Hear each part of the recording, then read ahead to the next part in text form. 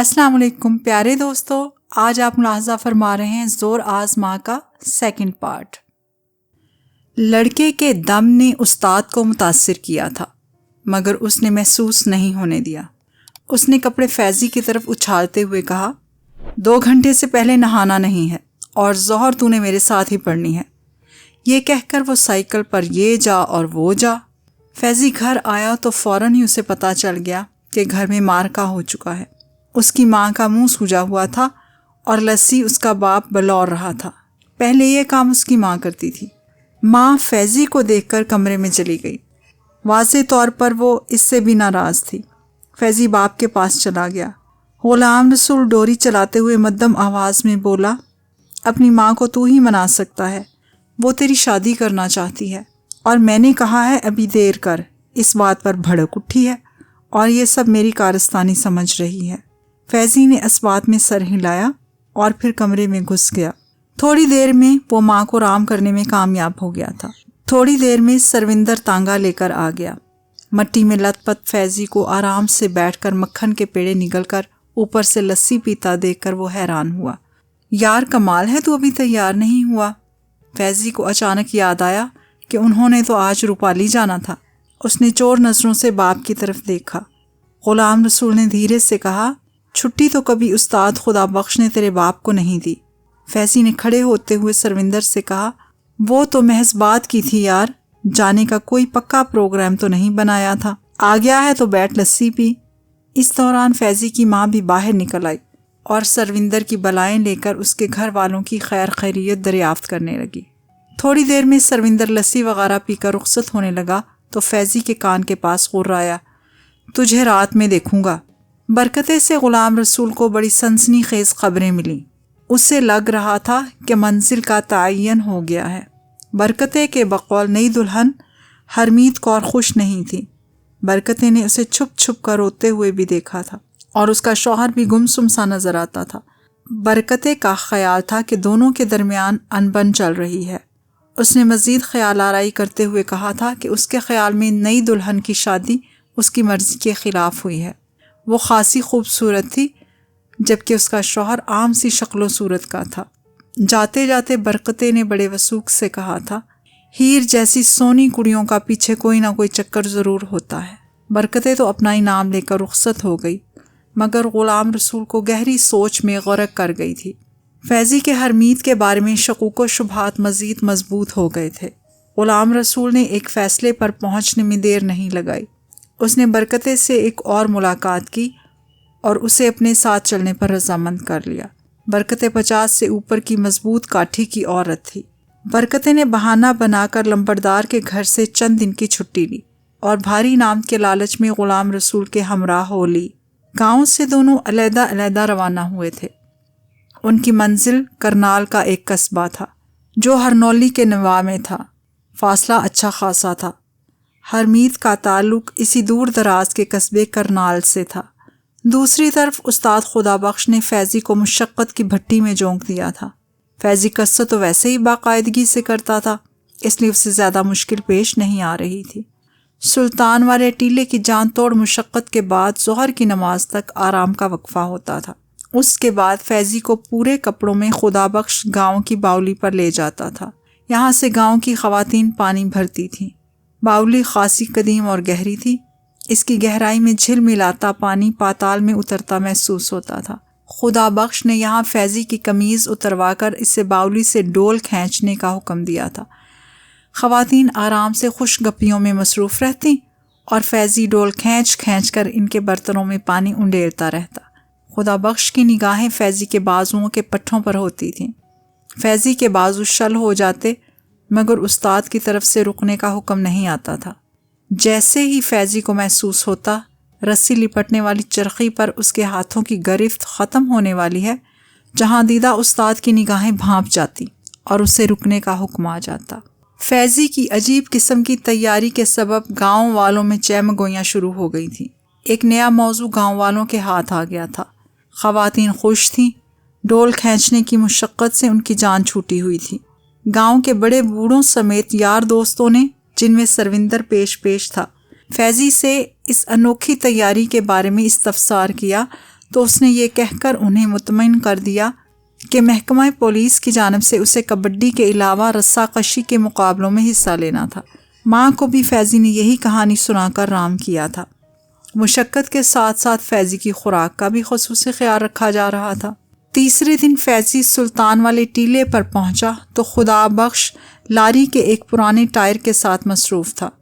اس نے حیرت سے پوچھا، استاد جی یہ کس لیے ہے؟ بتاتا ہوں۔ خدا بخش نے ٹائر سے منسلک رسہ فیضی کی کمر کے گرد لپیٹ دیا۔ چل دوڑ شروع کر۔ فیضی نے ٹائر سمیت بھاگنا شروع کیا تو 14 طبق روشن ہو گئے، مگر اس اجنبی نوجوان کو زیر کرنے کی خواہش وجود میں آگ بن کر دہک رہی تھی۔ اس کے قدم سست نہیں ہوئے۔ خدا بخش کی تربیت کا اثر ابھی سے اسے محسوس ہونے لگا تھا۔ وجود میں توانائی کے نئے چشمے پھوٹنا شروع ہو گئے تھے۔ پانی کے ڈول کھینچتے ہوئے تھوڑی ہی دیر گزری تھی کہ خدا بخش نے اسے رکنے کے لیے کہہ دیا۔ فیضی نے حیرت سے استاد کی طرف دیکھا۔ استاد کی طرف سے نیا حکم آیا، چرخی چھوڑ کر ڈول کو اب رسی پکڑ کر کھینچ۔ فیضی نے چند ڈول اس طریقے سے کھینچے تو سارا دباؤ پورے بازوؤں کی بجائے کلائیوں پر آ گیا۔ 14 طبق روشن ہو گئے تھے۔ باقی ماندہ کچھ رہتے تھے تو وہ اب روشن ہو گئے۔ فیضی راتوں کو بھی باقاعدگی سے ٹھیکری پہرے والوں کے ساتھ جاتا تھا۔ ایک موہوم سی امید تھی کہ اجنبی نوجوان سے دوبارہ سامنا ہو جائے۔ اکثر اپنی ٹکڑی سے کٹ کر بھی اس نے لمبردار کی حویلی کے اطراف چکر لگائے تھے۔ بابے کی سمادھی اور ذخیرے کی بھی خاک چھانی تھی، مگر اجنبی نوجوان یا اس کی بانسری کا سر کہیں نہیں ملا تھا۔ ایک دن فیضی کو خیال آیا کہ اگر وہ اجنبی نوجوان واقعی ہرمیت کے چکر میں وہاں آتا تھا تو یہ ممکن نہیں تھا کہ وہ 2 دن کا سفر کر کے آئے اور پھر انہی قدموں پر واپس چلا جائے۔ یقیناً اس نے آس پاس ضرور کوئی ٹھکانہ بنا رکھا ہوگا، یا پھر کسی ایسے عزیز رشتہ دار کے پاس آ کر ٹھہرتا ہوگا جو کہیں قریب ہی رہتا ہو۔ یہ خیال اتنا طاقتور تھا کہ فیضی کے لیے گھر میں رکنا ناممکن ہو گیا۔ فیضی نے ایک ہمسائے سے گھوڑا مانگا اور نکل کھڑا ہوا۔ اس کا رخ اس ذخیرے کی طرف تھا جس کے ایک سرے پر اجنبی نوجوان نے اسے ہزیمت سے دوچار کیا تھا۔ اس کے بعد اس نے گھوڑے کے دوڑانے کی آواز سنی تھی۔ وہ ذہن پر زور دے رہا تھا کہ ٹاپوں کا رخ کس طرف تھا۔ سوچ و بچار کے بعد اس نے اندازہ قائم کر لیا۔ گھوڑے کو لے کر وہ ذخیرے میں گھس گیا اور اندازے سے گھوڑے کا رخ اس طرف کر دیا جس طرف اس کا اندازہ تھا کہ اجنبی نوجوان کے گھوڑے کا رخ تھا۔ یہ ایک خوب روشن دن تھا۔ فیضی جب ذخیرے سے نکلا تو اس نے لگام کھینچ کر گھوڑے کو روک لیا۔ زمین اپنی تمام تر وسعت کے ساتھ اس کے سامنے تھی۔ بالکل سیدھے رخ پر چند کوس دور گھڑیوال نام کا گاؤں تھا۔ فیضی کو یاد آیا کہ اس کے ساتھ ایک رنگروٹ ہوتا تھا، بلراج۔ وہ اسی گھڑیوال کا رہائشی تھا۔ رنگروٹی کے دوران ان کے درمیان اچھا تعلق بن گیا تھا۔ بلراج ایک دفعہ اس کے گھر بھی آیا تھا اور اس کے شدید اصرار کے باوجود بھی فیضی اس کے گھر نہیں جا سکا تھا۔ تربیت مکمل ہوتے ہی مختلف جگہوں پر پوسٹنگ کے سبب دوبارہ ملاقات نہیں ہوئی تھی۔ فیضی نے گھوڑے کا رخ گھڑیوال کی طرف موڑ دیا۔ چھوٹا سا گاؤں تھا۔ اسے یقین تھا کہ بلراج کا گاؤں ڈھونڈنے میں اسے دشواری نہیں ہوگی۔ گھوڑے کو دوڑاتے ہوئے وہ جلد ہی گھڑیوال پہنچ گیا۔ اندازے کے عین مطابق ایک حقہ گڑگڑاتے بابے نے بلراج کے گھر کی نشاندہی کر دی۔ فیضی بڑی آسانی سے بلراج کے گھر پہنچ گیا۔ یہاں بلراج کے باپو سے اس کی ملاقات ہوئی۔ بلراج کے حوالے سے تعارف ہوا تو باپو کا انداز پرتپاک ہو گیا۔ فوراً اس کے لیے لسی آ گئی اور کھانے کا پوچھا گیا۔ لسی لانے والا بلراج کا چھوٹا بھائی سونی تھا۔ بلراج کی پوسٹنگ ہیڈ گنڈا کے آس پاس کہیں تھی اور گھر کا چکر لگائے اسے 2 مہینہ ہو گیا تھا۔ باپو کو ایک پنچایت میں جانا تھا۔ اس نے سونی کو ہدایت دی کہ مہمان کو کھانا کھائے بغیر جانے نہیں دینا ہے۔ اپنی مجبوری بتا کر بڑی معذرت کر کے باپو رخصت ہو گیا۔ بلراج کے دوست کا سن کر اس کی ماتا بھی ڈیوڑی میں آ گئی اور فیضی کے سر پر ہاتھ پھیرتے ہوئے کھانے پر رکنے کا اصرار کیا تو فیضی کے لیے انکار کرنا مشکل ہو گیا۔ اس نے حامی بھر لی۔ سونی گھوڑے کو تھان پر باندھ کر اس کے سامنے پٹھے ڈال کر فیضی کے پاس آ بیٹھا۔ گپ شپ ہوئی تو فیضی کو پتا چلا کہ سونی بھی پولیس میں جانے کا ارادہ باندھ بیٹھا ہے۔ وہ خاصا ہوشیار لڑکا تھا۔ فیضی کو اندازہ ہو گیا کہ مطلوبہ معلومات اسے سونی یا سونی کے توسط سے ضرور مل سکتی ہے۔ اس نے تمہید باندھتے ہوئے بے تکلفانہ انداز میں کہا، یار میں ایک بڑے خاص کام سے گھڑی وال آیا تھا. تو بلراج کا بھائی ہے، اس لیے مجھے یقین ہے کہ بات تیرے اور میرے درمیان ہی رہے گی. سونی نے پہلے چونک کر فیضی کو دیکھا، پھر سینے پر ہاتھ رکھتے ہوئے بولا، بے فکر ہو جاؤ بھائیا، یہ سینہ نہیں سمندر ہے. فیضی کو اطمینان محسوس ہوا. اس نے قدرے رازدارانہ انداز میں کہا، دراصل میں ایک بندے کی تلاش میں آیا ہوں.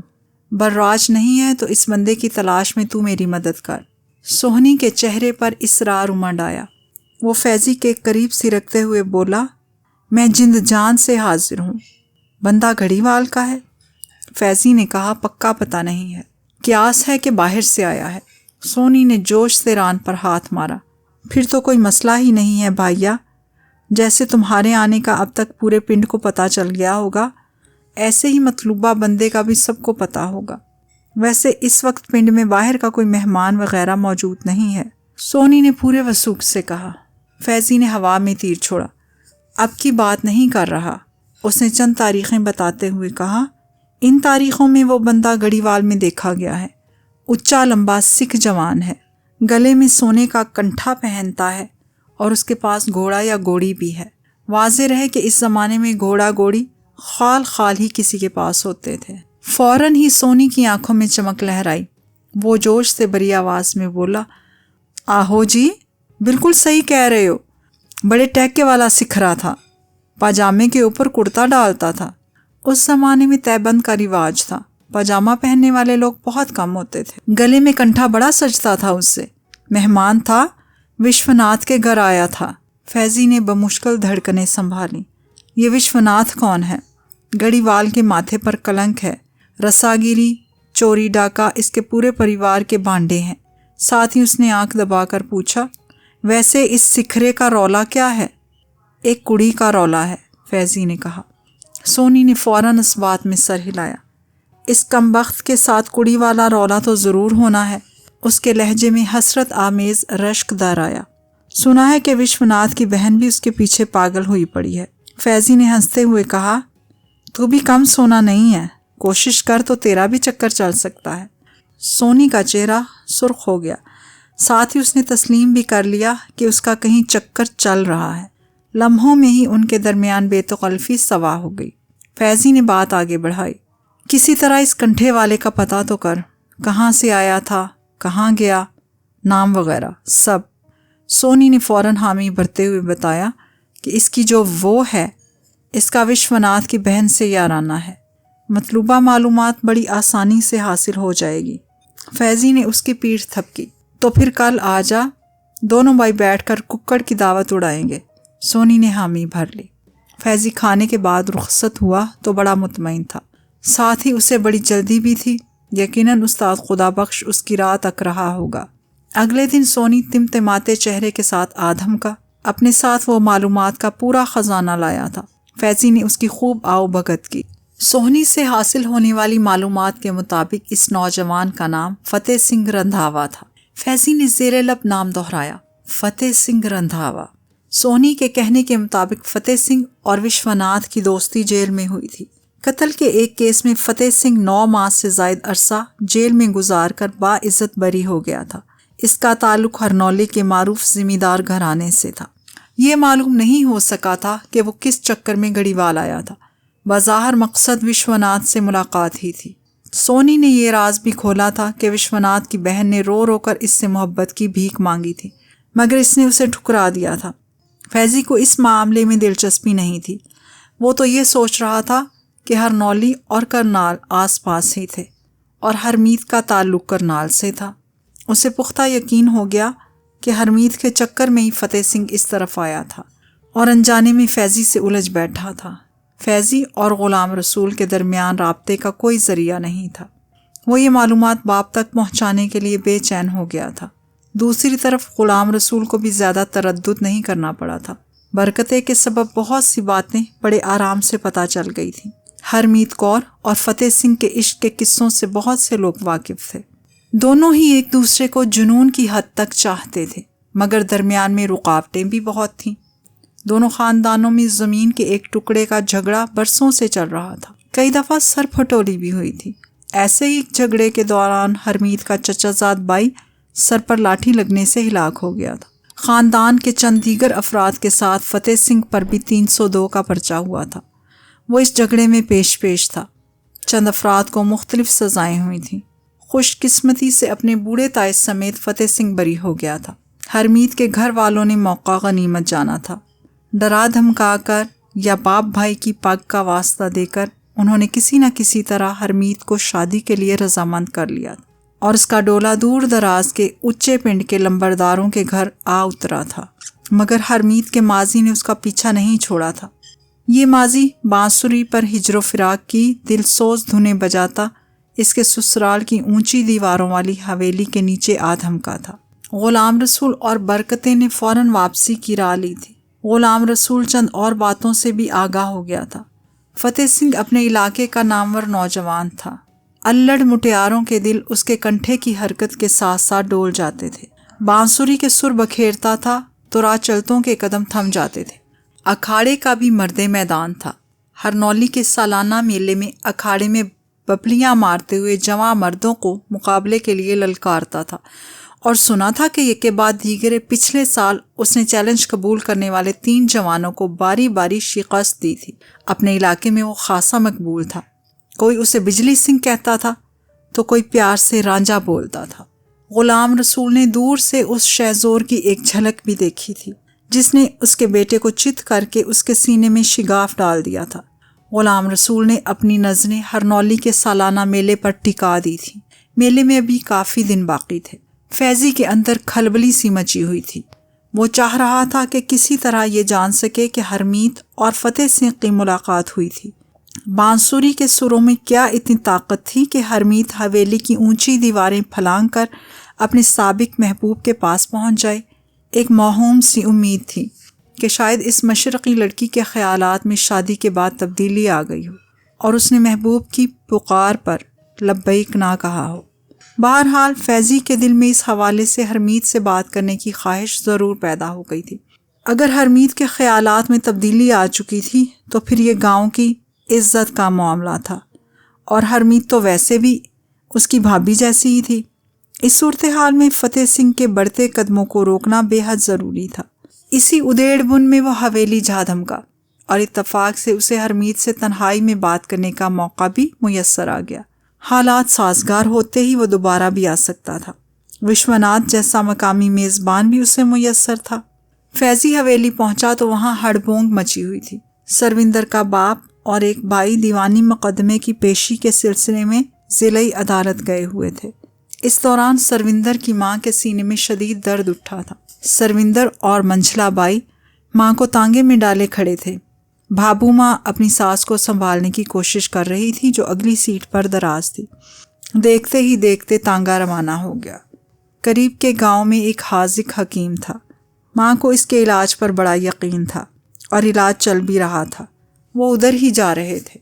سروندر نے چیخ کر باپ اور بڑے بھائی کی واپسی تک فیضی کو حویلی میں ہی رہنے کے لیے کہا۔ حویلی میں اب حرمیت اور 2 کام کاج والی ہی رہ گئی تھی۔ حرمیت جا کر رسوئی میں مصروف ہو گئی۔ فیضی کا اندازہ تھا کہ ساس کی بیماری کے حوالے سے وہ زیادہ پریشان نہیں ہے۔ اسے دل کی بیماری تھی اور آج والی کیفیت شاید پہلی دفعہ نہیں تھی۔ فیضی رسوئی میں داخل ہوا تو حرمیت نے چونک کر گھونگھٹ تھوڑا آگے بڑھا لیا اور بولی، بیبے کی پریشانی میں اپنے ویر کو لسی پانی کا پوچھنا تو یاد ہی نہیں رہا، لسی میں شکر ڈال دوں؟ فیضی نے اس کی بات نظر انداز کرتے ہوئے کہا، بابی کچھ خاص بات کرنی تھی آپ سے۔ حرمیت کے چہرے پر ایک سایہ سا اتر کر گزر گیا۔ کیا بات کرنی ہے ویرے؟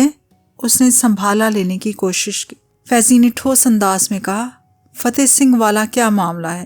وہ کیوں آیا تھا یہاں؟ حرمیت کے ہاتھ سے برتن چھوٹ کر نیچے جا گرا۔ اس کا رنگ اتنی تیزی سے فق ہوا کہ فیضی ڈر گیا کہ اسے کچھ ہو ہی نہ جائے۔ اگلے ہی پل وہ کمزور دیوار کے مانند ایک موڑے پر ڈھہ سی گئی۔ برتن کے گرنے سے پیدا ہونے والا شور کام والیوں کو اس طرف متوجہ کر سکتا تھا۔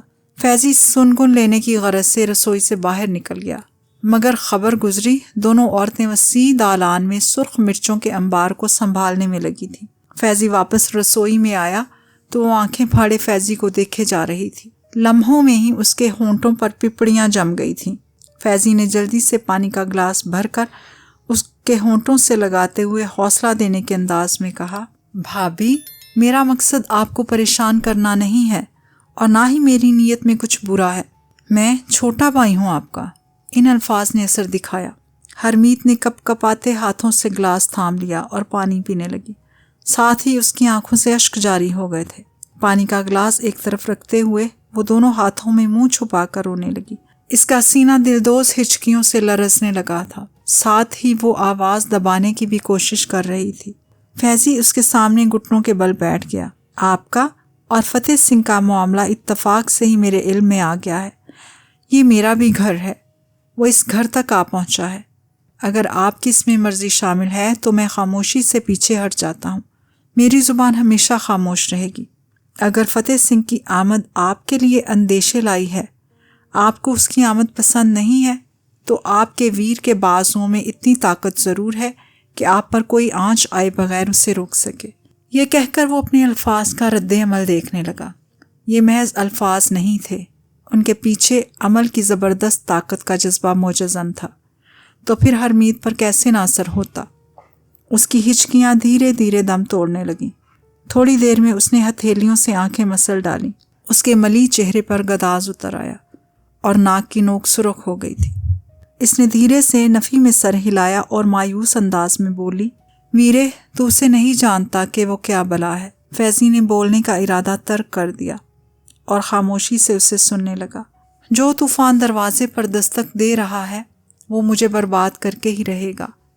وہ کہہ کر گیا ہے کہ اگلی دفعہ میں اس کے ساتھ نہ گئی تو وہ خون کی ندیاں بہانی پڑیں تو بہا کر مجھے حویلی سے زبردستی لے جائے گا، اور ایک دنیا جانتی ہے وہ جو کہتا ہے ہر صورت کر گزرتا ہے۔ فیضی کے جبڑے بھنچ گئے، وجود میں اشتعال سر اٹھانے لگا تھا۔ اس کا مطلب تھا رات کے اندھیرے میں ہرمیت اس سے مل چکی تھی۔ ہرمیت بجھے انداز میں کہہ رہی تھی، میں اس کے قدموں میں سر رکھ کر ہر واسطہ دے چکی ہوں۔ ہمارے درمیان جو کچھ تھا وہ ختم ہو چکا ہے۔ اب میرے جسم و جان کا مالک کوئی اور ہے۔ میں سب کچھ بھلا کر اسے ہر خوشی دینا چاہتی ہوں، مگر اس آسیب کا سایہ میری خوشی اور خون دونوں نچوڑ رہا ہے۔ وہ میری کوئی بات ماننے کو تیار نہیں ہے، اپنا فیصلہ سنا کر چلا گیا ہے۔ فیضی نے ایک نئے جذبے سے ہرمیت کو دیکھا۔ یعنی آپ اس سے دوری بنائے رکھنا چاہتی ہیں؟ آپ کی خواہش ہے کہ وہ آپ کی نئی شروعات کو متاثر نہ کرے؟ فیضی کا لہجہ لہجہ بلہجہ تیز ہوتا جا رہا تھا۔ آپ کو اس سے ملنے کی کوئی خواہش نہیں ہے اور وہ زبردستی کرنے پر تلا ہے؟ ہرمیت نے دھیرے سے اسبات میں سر ہلایا۔ یہ بڑا جادوئی لمحہ تھا جس نے فیضی کے جسم میں نئی توانائی پھونک دی۔ اس نے ہرمیت کے سر سے ڈھلکا گھونگھٹ کا پلو درست کرتے ہوئے بڑے جذب سے کہا، یہ آپ کے ویر کا وعدہ ہے، جو آپ چاہ رہی ہیں ایسا ہی ہوگا۔ وہ طوفان کبھی ہمارے گھر کا دروازہ نہیں چھو پائے گا۔ ان الفاظ میں نہ جانے کیا تھا کہ ہرمیت بے اختیار اس کے بازو سے لپٹ کر سسکنے لگی تھی۔ غلام رسول کی واپسی ہو چکی تھی۔ باپ بیٹے کی تنہائی میں طویل ملاقات ہوئی اور سب کچھ طے ہو گیا۔ اگلے دن سلطان کے ٹیلے پر استاد خدا بخش نے فیضی کو لاری کا ایک اور ٹائر کندھے پر رکھے لاتے دیکھا تو حیران ہوا۔ غلام رسول بھی بیٹے کے ہمراہ تھا۔ خدا بخش نے حیرانی سے پوچھا، یہ کس لیے لایا ہے؟ فیضی نے ٹائر نیچے پٹکتے ہوئے بشاشت سے کہا، استاد جی، ایک ٹائر سے مزہ نہیں آ رہا تھا۔ خدا بخش نے بمشکل مسکراہٹ چھپاتے ہوئے غلام رسول کی طرف دیکھا جس کی آنکھوں کی چمک سوا ہو گئی تھی۔ خدا بخش نے لہجے کی کڑک برقرار رکھتے ہوئے کہا، ٹھیک ہے پھر شروع ہو جا۔ واپسی پر غلام رسول نے خدا بخش سے کہا، استاد جی، زمین سوکھی ہے، ہل ضروری ہے اور میرا بیل سست سا ہو گیا ہے۔ ہل کے لیے آپ کا بیل مل سکتا ہے؟ خدا بخش نے ٹھہر کر فیضی کے کندھے پر ہاتھ رکھا۔ اوے غلام میں، کسی سے مانگنے کی کیا ضرورت ہے؟ یہ دوسرا بیل جو تیرے پاس ہے۔ فیضی سب سمجھ رہا تھا۔ اس کے اندر کی کلی کھل اٹھی تھی۔ اس نے باپ سے پہلے جواب دیا، آپ صحیح کہہ رہے استاد جی، اس کے علاوہ باؤلی والا ڈول بھی چھوٹا پڑ رہا ہے، میرے خیال میں اسے بھی تبدیل کرنے کی ضرورت ہے۔ اس دفعہ خدا بخش اپنی مسکراہٹ نہیں چھپا سکا تھا۔ اس کے بعد دیکھنے والوں نے بڑی حیرت سے منظر دیکھا کہ غلام رسول نے ہل مارتے ہوئے بیل کی جگہ اپنے بیٹے کو جوت رکھا ہے۔ ہرنولی کا سالانہ 3 روزہ میلہ شروع ہو چکا تھا۔ یہ میلہ ایک چٹیل میدان میں لگتا تھا۔ ہر طرف مٹھائیوں کی مختلف قسموں کی دکانیں سج گئی تھیں۔ دارو کے ٹھیکے بھی خوب آباد تھے۔ اس کے علاوہ درجنوں اقسام کی اشیاء سے دکانیں آباد تھیں، جن میں بچوں کے کھلونے اور خواتین کی زینت کا سامان بھی تھا۔ انواع و اقسام کے جھولے، ڈول کی تھاپ پر بے فقرے اور شراب میں مست لوگوں کے بھنگڑے خوب رونق لگائے ہوئے تھے۔ کہیں کوئی چمٹا بجا کر ہیر گا کر سننے والوں کو محظوظ کر رہا تھا، تو کہیں ناچنے والی طوائفوں نے سما باندھ رکھا تھا۔ سینکڑوں کی تعداد میں زن و مرد اور بچے یہاں موجود تھے۔ شام ہوتے ہی ہر طرف مٹی کے تیل سے جلنے والے ہنڈولے دن کا سا سما کر دیتے تھے۔ فیضی اور غلام رسول 2 دنوں سے یہاں موجود تھے۔ ان کا قیام ایک سرائے میں تھا۔ آج میلے کا آخری دن تھا اور مختلف حصوں میں ڈھنڈورچی ڈھول پیٹ پیٹ کر ایک خاص اعلان کر رہے تھے۔ یہ اعلان سورج ڈھلنے کے بعد جسمانی مقابلوں کا تھا۔ ان مقابلوں کے لیے عام لوگوں میں بے حد جوش و خروش پایا جاتا تھا۔ دوسرے پہر فیضی کو آخر کار وہ نظر آ ہی گیا جس کی دید کی خواہش اسے بے چین کر رہی تھی۔ بے شک وہ فتح سنگھ رندھاوا ہی تھا، حسب معمول گہرے رنگ کے پاجامے اور کرتے میں ملبوس، آستینے چڑھائے، بازوؤں کی مچھلیوں کی نمائش کرتا ہوا، سرخ و سفید چہرے پر سیاہ داڑھی بے حد بلی لگ رہی تھی۔ مسکرایا تو ہموار دانت چمک اٹھے۔ وہ نوجوانوں کی ایک ٹولی کے ساتھ تھا۔ یہاں بھی ایک مقابلہ چل رہا تھا، مگر یہ مقابلہ کھانے کا تھا۔ فتح سنگھ کی ٹولی کے 2 نوجوان آمنے سامنے بیٹھے ہوئے تھے۔ دونوں کے آگے جلیبیوں کے ڈھیر لگے ہوئے تھے اور دونوں ہی اپنی اپنی ڈھیری کو جلد سے جلد حلق سے اتارنے کی کوشش میں مضحکہ خیز لگ رہے تھے۔ ٹولی کے باقی ساتھیوں کا ہنس ہنس کر برا حال تھا۔ فیضی نے غور سے دیکھا، فتح سنگھ کے گلے میں کنٹھا نظر نہیں آ رہا تھا۔ آتا بھی کیسے؟ اس کا ایک حصہ تو اس کی جیب میں پڑا تھا۔ آخر کار دن ڈھلا اور جسمانی مقابلوں کا میدان سج گیا۔ بانسوں کی باؤنڈری کے اعتراف سینکڑوں تماشائیوں کا ہجوم اکٹھا ہو گیا۔ ڈھول کی تھاپ خون کو گرمانے لگی تھی۔ میدان کے اطراف درجنوں ہنڈولوں نے خاصی روشنی کر رکھی تھی۔ پہلے کبڈی کا ایک زوردار مقابلہ 2 ٹیموں کے درمیان ہوا۔ یہ روایتی حریف ٹیمیں تھیں اور تماشائیوں میں دونوں کے تقریباً برابر کے حمایتی تھے۔ یہ پرجوش مقابلہ اختتام پذیر ہوا تو غلام رسول مقابلے کی منتظمین کی جانب چلا گیا۔ تھوڑی دیر بعد ڈھنڈورچی یہ حیرت انگیز اعلان کر رہے تھے کہ ہرنولی کی آن بان شان ہرنولی کے بجلی سنگھ کو اس دفعہ مقابلے کا چیلنج دیا گیا ہے۔ آج تک وہ میدان میں بیلیاں مارتے ہوئے اپنے لیے حریف ڈھونڈتا تھا، آج پہلی دفعہ اسے ہی مقابلے کا چیلنج دیا گیا ہے۔ تماشائیوں میں اشتیاق اور جوش کی لہر دوڑ گئی۔ مشتاق نگاہیں اس سورما کو ڈھونڈنے لگی جس نے یہ چیلنج دیا تھا۔ فیضی ایک خیمے میں لنگوٹ کسنے میں مشغول تھا۔ فتح سنگھ نے یہ اطلاع بڑی حیرت کے ساتھ سنی تھی۔ وجود میں طیش کی لہر کو دباتے ہوئے وہ بڑبڑایا، یہ کون نیا سورما پیدا ہو گیا ہے؟ ساتھ ہی اس نے لنگوٹ کسنا شروع کر دیا۔ فیضی سے پہلے وہ میدان میں پہنچ گیا۔ وہ ہرنولی کا شیر تھا۔ اسے دیکھتے ہی تماشائیوں نے نعرے بازی شروع کر دی۔ یہ نعرے فتح سنگھ کے خون کو گرما رہے تھے، مگر اس کی نظریں چیلنج دینے والے کو ڈھونڈ رہی تھی۔ مقابلے کے منتظمین کے ساتھ غلام رسول بھی میدان میں موجود تھا۔ فتح سنگھ نے ایک منتظم سے پوچھا، کون سی ماں نے مجھے للکارنے والا سورما جن دیا ہے؟ کہاں ہے وہ؟ منتظم نے غلام رسول کی طرف اشارہ کیا۔ اس چاچے کا بیٹا ہے، لنگوٹ کسنے لگا ہے، آ جاتا ہے۔ فتح سنگھ نے استہزائیہ انداز میں غلام رسول کو کہا، چاچا تو پاگل ہے یا تیرا بیٹا؟ غلام رسول نے جواب میں دانت نکال دیے، ہم دونوں پتر۔ اس کے بعد پھر منتظمین کے کہکہے چھوٹ گئے جو فتح سنگھ کو ناگوار گزرے۔ اس نے برا سا منہ بناتے ہوئے کہا، دانت تیرے نکلے ہیں مگر توڑوں گا تیرے بیٹے کے۔ غلام رسول کی آنکھوں میں آگ دہکی مگر وہ خاموش رہا۔ اس دوران فیضی بھی لنگوٹ کس کر آ گیا۔ اس کا کسرتی جسم ہنڈولوں کی روشنی میں کندن کے مانند دمک رہا تھا۔ دیکھنے والوں کو وہ فتح سنگھ کے جوڑ کا لگا۔ پھر اس کے چیلنج نے بھی لوگوں کو متاثر کیا تھا۔ اس کے لیے بھی تالیاں بجی۔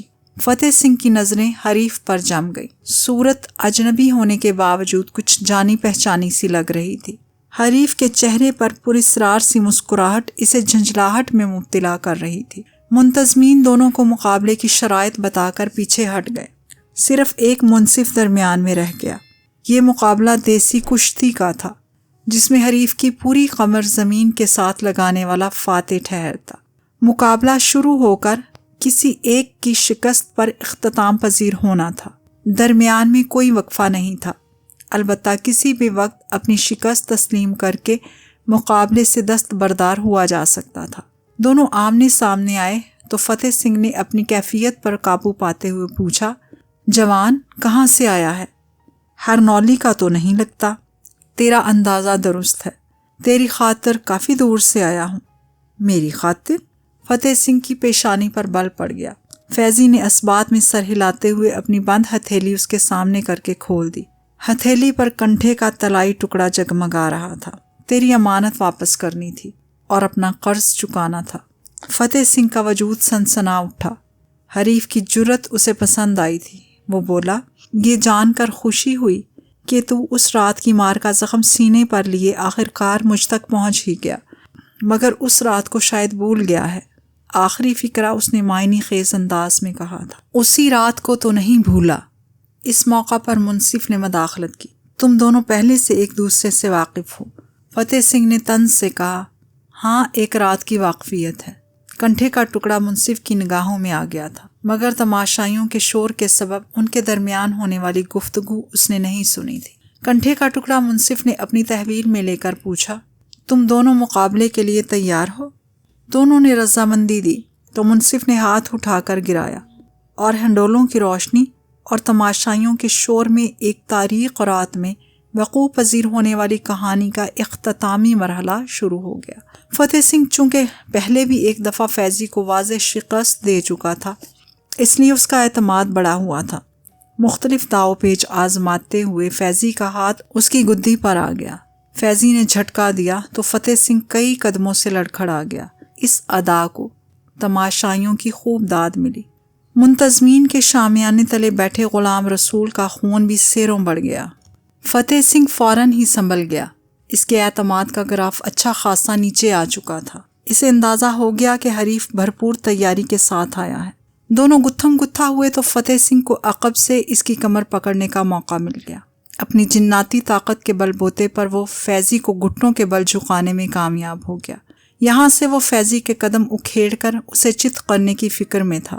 تماشائیوں کے شور کے درمیان فیضی کی فولادی انگلیاں فتح سنگھ کی کلائیوں پر آ جمیں اور پھر ایک زوردار جھٹکے سے فتح سنگھ کا حلقہ توڑ کر وہ آزاد تھا۔ فیضی نے جس طرح داؤ کا توڑ پیش کیا تھا، اس نے دیکھنے والوں کو مبہوت کر دیا تھا۔ خود فتح سنگھ بھی گنگ رہ گیا۔ اس کے اعتماد کے کلے پر یہ دوسری ضرب تھی۔ مقابلہ طول کھینچ رہا تھا۔ دونوں طرف سے بڑی خوبصورتی سے جوڑ کا توڑ پیش ہو رہا تھا۔ دیکھتے ہی دیکھتے فیضی کے حمایتیوں کا بھی ایک وسیع حلقہ پیدا ہو گیا، جو بڑھ چڑھ کر اسے داد دے رہے تھے۔ دونوں پسینے اور مٹی میں لت پت ہو گئے تھے۔ تقریباً نصف گھنٹے بعد منصف نے رائے دی کہ دونوں کی باہمی رضامندی سے مقابلے کو برابری پر ختم کیا جا سکتا ہے، مگر دونوں نے انکار کر دیا۔ فیضی کے دل و دماغ میں ایک طوفان برپا تھا۔ وہ بڑی ہوشیاری سے اپنے منصوبے کو لے کر چل رہا تھا۔ جیسے ہی اسے محسوس ہوا کہ فتح سنگھ پر تھکن اترنے لگی ہے تو اس نے کمزوری ظاہر کرنا شروع کر دی، جس کے بعد فتح سنگھ نے نئے جوش کے ساتھ اسے رگیت کر رکھ دیا تھا۔ ایسے لگ رہا تھا جیسے فتح سنگھ سے اب زیادہ دور نہیں ہے۔ فیضی کے حمایتی دبے دبے سے تھے۔ فتح سنگھ کے حمایتیوں کا شور بڑھتا چلا جا رہا تھا۔ غلام رسول اس طرح بھی کیفیت میں اپنی مونچھوں کے بال کھینچ رہا تھا۔ فتح سنگھ اپنی تمام تر توانائی صرف کر چکا تھا۔ فیضی اپنے منصوبے کے مطابق لڑائی کو اکھاڑے کے کنارے پر لے گیا تھا۔ یہاں کنارے کے باہر کی زمین اکھاڑے کے مقابلے میں بے حد سخت تھی۔ فیضی نے کنارے پر لڑکھڑانے کے انداز میں فتح سنگھ کو ایک موقع دیا۔ فتح سنگھ کو بھی لگا کہ پٹ کھینچ کر وہ حریف کو پشت کے بل گرا سکتا ہے۔ وہ تیزی سے جھپٹا۔ فیضی اسی لمحے کا منتظر تھا۔ آخری لمحے میں اس نے جھکائی دی اور گھوم کر فتح سنگھ کو کمر سے تھام کر اپنے سر کے اوپر سے عقب میں پوری طاقت سے جا گرایا۔ فتح سنگھ کا سر پوری قوت سے سخت چٹیل زمین سے ٹکرایا۔ اوپر سے فیضی کا وزن آیا تو گردن بے ڈھنگے انداز میں مڑ گئی۔ پل بھر میں وہ بے جان ہو گیا۔ گردن کا منکا ٹوٹنے کی آواز صرف فیضی نے سنی تھی۔ اگلے پل بے جان فتح سنگھ چت پڑا تھا اور تماشائیوں کے شور کے سبب کانوں کے پردے پھٹے جا رہے تھے۔ ہر نولی کی شان، آن، بان، بجلی سنگھ یہ مقابلہ ہار گیا تھا۔ فی الوقت فیضی کے سوا کوئی نہیں جانتا تھا کہ وہ زندگی کی بازی بھی ہار گیا ہے۔ منصف نے جب بے حرکت پڑے فتح سنگھ کی غیر فطری انداز میں مڑی گردن کو دیکھا تو بدحواس ہو کر چلایا، اوئے مرن جوگیو، فتح سنگھ کا منکا ٹوٹ گیا ہے۔ بظاہر یہ صریح حادثہ تھا۔ اس طرح کے واقعات پہلے بھی پیش آ چکے تھے۔ فتح سنگھ کی ہلاکت کی خبر میلے میں جنگل کی آگ کی طرح پھیل گئی تھی۔ فتح سنگھ کے لواحقین اور یار بیلی وہاں موجود تھے، مگر رونے پیٹنے کے علاوہ اور کر بھی کیا سکتے تھے؟ حادثہ کسی کے بھی ساتھ پیش آ سکتا تھا۔ فتح سنگھ کی جگہ فیضی بھی ہو سکتا تھا۔ فیضی نے بھی کمال کی اداکاری کی تھی۔ وہ خوب رویا دھویا اور فتح سنگھ کے باپ اور بھائیوں کے پاؤں پڑ کر معافیاں مانگتا رہا۔ وہ لوگ بے بسی سے فیضی کو گھورنے کے علاوہ اور کر ہی کیا سکتے تھے؟ جو ہوا تھا وہ سینکڑوں لوگوں نے دیکھا تھا۔ کوئی بھی فیضی کو الزام دینے پر تیار نہ تھا۔ آخر کار رندھاوے روتے پیٹتے فتح سنگھ کی میت لے کر گھر روانہ ہوئے تو فیضی اور غلام رسول نے بھی وہاں سے نکل جانے میں ہی عافیت جانی۔ واپسی کے سفر میں غلام رسول کے سینے کا گھاؤ تو بر گیا تھا، مگر فتح سنگھ کی ہلاکت نے اسے ملال میں مبتلا کر دیا تھا۔ اس نے بیٹے کے بے حد مطمئن چہرے کو دیکھتے ہوئے شکوک بھرے انداز میں پوچھا، فیضی سچ بتانا، تو نے جان بوجھ کر؟ اس نے فکرہ ادھورا چھوڑ کر بیٹے کو گھورا۔ فیضی نے اقبال جرم کے انداز میں سر جھکا لیا۔ ہاں بابا، پنڈ کی عزت کا معاملہ تھا۔ وہ ایک منہ زور طوفان تھا اور یہ طوفان ہماری عزت کے در پہ تھا۔ اس کا جہان سے چلے جانا ہی بہتر تھا۔ جواباً غلام رسول نے چپ سادھ لی۔ تو پیارے سننے والوں، کیسی لگی آپ کو یہ کہانی؟ امید ہے ضرور اچھی لگی ہوگی۔ آئیے کمنٹ سیکشن میں اور ہمیں اپنی رائے سے نوازیے۔ پھر ملیں گے کسی اچھی سی اور بہت زبردست کہانی کے ساتھ۔ آپ کے لیے اور اچھی کہانیاں لے کر آئیں گے۔ تب تک کے لیے اجازت دیجیے۔ اللہ حافظ۔